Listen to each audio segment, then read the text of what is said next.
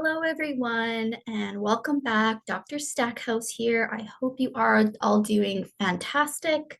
I've been down for the count with COVID for the better part of a month now, so I'm happy to be back speaking to you all. And in light of the fact that I've been through this, many of you have been through COVID as well, behind on work, behind on life as a result, this has got me thinking a lot about resilience. And I just wanted to spend a little bit of time with you today talking about resilience, what it is, and some strategies that you can use in your daily life to help you build resilience. So, to start off, what is resilience? You can think about it as the ability to recover from setbacks. It's essentially like a positive adaptation in the face of adversity. So bad things happening that all need to go through. It's almost like a mental strength that helps you get through hard times. Now, the interesting thing about resilience is that it's domain and context specific. So we each have a resilience bucket or cup for our work life, as well as a resilience cup or bucket for our home life.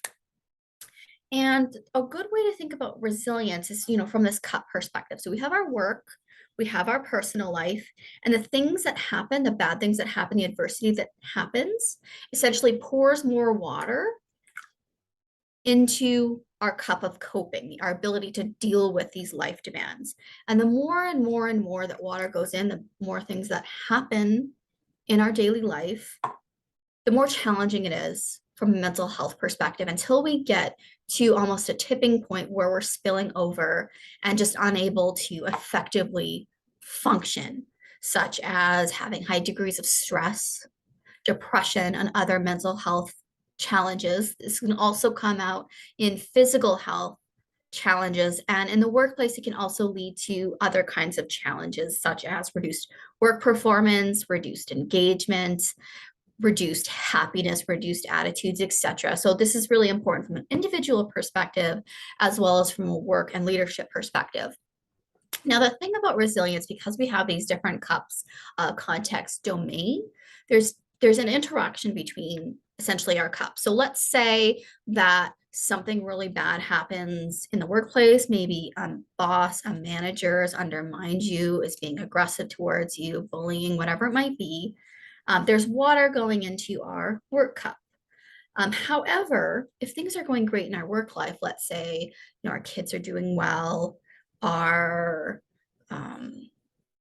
we're doing a lot of hobbies and things that are self-care for ourselves, what can happen is we can pour a little bit out of that work cup and deal with a little bit more effectively the things that are happening at work, such as that manager. But the things can go either way. So let's say that work is going well and our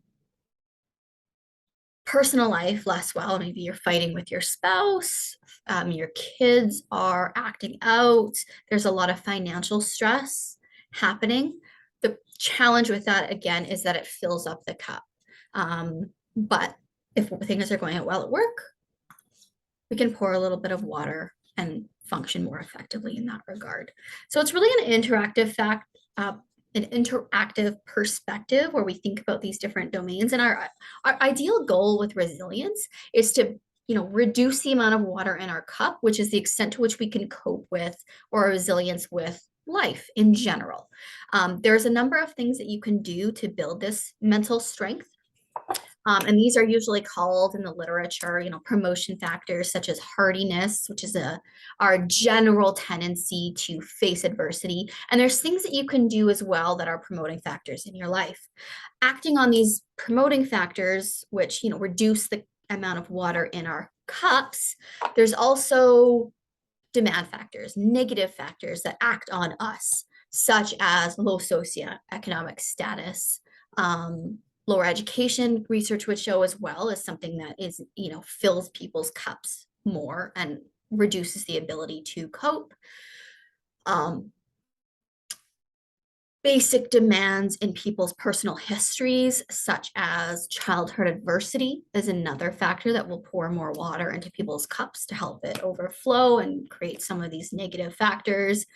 And even farther back, issues like racial issues, racial bias. These are things that can be quite damaging to people's overall resilience. Our overarching goal, however, just as functioning human beings, ideally, is we want as much room in our cup so that when negative things happen, like that work boss saying something negative or something happening in your personal life, that the cup remains low. So, what are some things that you can do to make sure your cup is low and able to deal with sort of the issues flowing into our cup? Number one, you can practice gratitude. This research shows is like highly effective in essentially like draining the amount of water in our cup, i.e., building resilience. The way that you can practice gratitude is thinking even as you're brushing your teeth in the morning, what are a couple of things that I'm grateful for? Living in a country with opportunities and less oppression, for example. Or you can think about the fact that you have a roof over your head, whatever it might be, just practice these three, listing these three things, being grateful for as you're brushing your teeth, or just as you're going about your day, you can do the same thing, or you can start a gratitude journal.